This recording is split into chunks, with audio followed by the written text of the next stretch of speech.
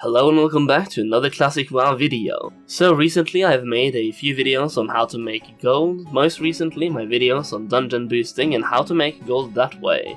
So I thought now would be the perfect time to cover what to actually spend those gold on, and potential investments to be made so you can turn the gold you've farmed into even more gold. I think now is a good time to start investing in Phase 4 items because we all know Phase 4 is probably a couple of months, I'd say anywhere between 3 to 5 months away, so the prices for at least some materials and items that are used in Phase 4 will not have gone up in value just yet. So in this video we will go through different materials and items that has a good potential of going up in value in Phase 4 due to higher demand, and I'll also do my best to give you guys an explanation of why it should go up in demand, like some materials are used in certain crafts where the recipes become available in Phase 4 and so on. By the way, someone comment how many times I say Phase 4 in this video and leave it as a comment down below. I'll give out 30 days of game time in the form of a WoW token to one person who comments the correct amount of times I say Phase 4 in this video. Okay, so first of all, Phase 4 pretty much gives us Zul'Gurub and the reputations associated with it. It is also supposed to include Arathi Basin, but I think Arathi Basin, or AB, will release before Phase 4, just like Warzone Gulch and Alterac Valley did, to help spread out the content and give us something new to keep us interested in the game. So with this in mind, most of these investments will be centered around Zul'Gurub and the patterns we receive from either the raids itself or from the reputations associated with the raid. As always, when it comes to recipes, the earlier you obtain them, the more gold you'll make from them, since you can pretty much dominate the market on your server until someone else obtains the recipe. Now, since the recipes here do come from reputations, the only thing standing in between you and obtaining them is the reputation itself, so make sure you go out there and grind that reputation as fast as possible whenever Phase 4 comes out. So for items to actually invest in, the most obvious one, and the one with potentially highest profit, both due to supply and especially because of demand, is the Bloodvine set. This set is best in slot for many casters until Phase 5, or potentially even Phase 6 due to the insane stats on them, meaning they will always be in demand.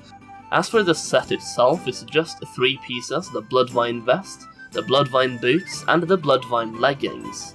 You have an optional 4th piece that isn't actually a part of the set itself, but it's still a piece of Bloodvine equipment, and that is the Bloodvine goggles or the Bloodvine lens. I'm a bit less sure whether or not these are actually best in slot, but they are definitely good, and if you're in a raiding guild with lots of casters, it might be difficult for everyone to obtain their best in slot headpiece from a raid, and it could take weeks or even months to actually obtain that item, in which case the Bloodvine goggles or the Bloodvine lens are more than good enough. Items that are actually used to actually craft the Bloodvine set once you obtain the recipes are Mooncloth, Runecloth, and Iron Web Spider Silk.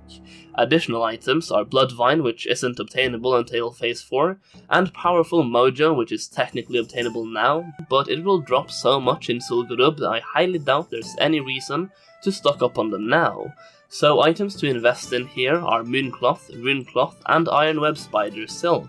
You can even start leveling characters to 35 level up tailoring on them, and craft the Mooncloth yourself so you don't have to waste gold on buying the cooldown from other people, but this is entirely up to you. If you choose to go this route, I would recommend you check out my passive gold making and classic WoW video, where I talk about having tailoring and alchemy on level 35 alts for passive gold income. Next up we have 2 types of weapon oils, the Brilliant Wizard Oil and the Brilliant Mana Oil. These are excellent for casters and healers depending on what you struggle with when you raid. For more potent damage or heals, the Wizard Oil is really strong, and if you struggle with low mana and needing mana, the Mana Oil is absolutely brilliant. The Wizard Oil requires 2 large Brilliant Shards and 3 Fire Bloom, while the Mana Oil requires 2 large Brilliant Shards and 3 Purple Lotus. Remember when I said in a previous video Purple Lotus and Fire Bloom would go up in price? Well, this is why. Especially for Purple Lotus, it's pretty much not used in anything right now, and even though it only requires 3 for each oil, that's still better than nothing. And we should see an increase in value, the only question is how much it will increase by. Fire Bloom is used in the Wizard Oil, which is one reason for why it will go up in price, but to further explain why Fire Bloom might increase in price, while mages can start going semi-fire spec starting in phase 4, meaning you'll see some really good geared mages going fire spec for raids and such, at which point firepower elixirs might see an uptrend in demand, meaning Fire Bloom and anything used to craft firepower elixirs will go up in price. We also have a couple other important recipes coming in phase 4, like the Living Action Potion, which makes you immune to stuns and movement impairing effects for the next 5 seconds, and also removes any stuns or slows you currently have on you. I expect this will be highly sought after in PvP, both World PvP and Battlegrounds, and even by Twinks as well, since this provides a huge edge over people who don't have these potions. Imagine a rogue stun-locking you. Having this potion can make you get out of a stun completely unexpected to the rogue, and you can pull the odds in your favor. I can also imagine this being used by raiders on PvP servers to more safely make it to the raid entrance and avoid getting killed on the way there, as well as it being used in certain raids where bosses can stun or slow you. Point is, this can be used in quite a few different ways, and the materials used to make them might therefore go up in price. The materials used in crafting Living Action Potion is 2 Ice Caps, 2 Mountain Silver Sage, and 2 Heart of the Wild. Additionally, some healers might be looking to get the Mage Blood Potion, which restores 12 mana per 5 seconds for an hour, and it's a pretty cheap alternative if your guild doesn't raid that hardcore, or if you're pugging a raid but you still want to have some consumables that you can use to help make it a bit easier. This recipe, like all of the other recipes mentioned in this video, is obtainable from the Zul'Gurub reputation, or the Sandala tribe as they're called, and crafting the potion only requires 1 Dreamfoil and 2 Plague Bloom. In addition, you might start seeing an increase in value on anything that has Nature Resist on it. Whether this being gear with Nature Resist on it, or potions, or elixirs that offer resistance, or absorbs nature damage. While Zul'Gurub might not be the most difficult raid ever, you will see the difficulty of raids starting to ramp up. And Zul'Gurub will to most people be significantly more difficult than Molten Core, so even though a lot of people couldn't care less about fire resist in Molten Core, in Zul'Gurub people will start caring about this to make it easier to survive during boss encounters.